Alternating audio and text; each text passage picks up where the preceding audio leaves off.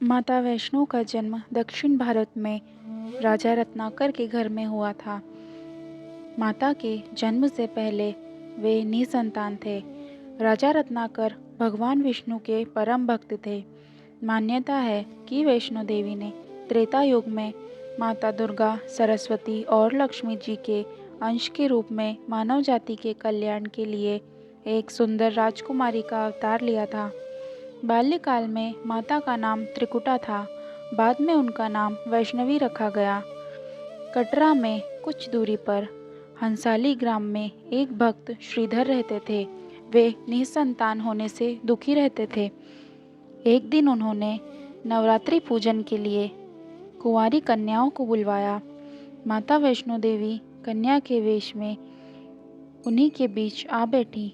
पूजन के बाद सभी कन्याएं चली गई, परंतु माता वैष्णो देवी वहीं बैठी रहीं और उन्होंने श्रीधर से कहा, सबको अपने घर पर भोज का निमंत्रण दे आइए।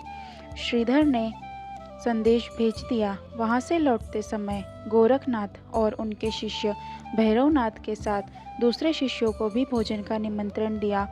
भोजन का निमंत्रण पाकर सभी गांववासी अचंभित थे। वह कन्या जो एक पात्र में भोजन दे रही थी, उस पात्र का भोजन समाप्त ही नहीं हो रहा था। देवी सभी को भोजन देने लगी। जब वे भैरवनाथ को भोजन परोस रही थी, तब भैरव ने कहा, मुझे मांस और मदिरा का सेवन करना है। वह हठी हो गया और क्रोध में आकर माता के पीछे भागने लगा। तब माता एक गुफा में गई। वहां उन्होंने 9 माह तक तपस्या की। जब भैरव माता को ढूंढता हुआ वहां पहुंचा, तब माता वहां से निकलकर देवी का रूप धारण करने लगी। वहां हनुमान जी उनकी रक्षा के लिए स्थित थे, परंतु भैरव को हनुमान जी नहीं रोक सके।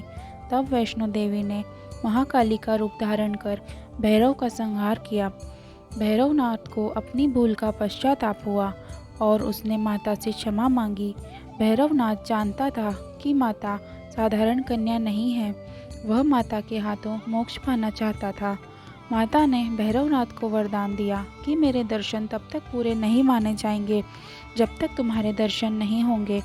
उसी मान्यता के अनुसार माता वैष्णो देवी के दर्शन करने के बाद भैरवनाथ के दर्शन किए जाते हैं। माता ने खुद को 3 पिंडों में परिवर्तित किया, तभी से माता पिंडियों के रूप में दर्शन देती हैं।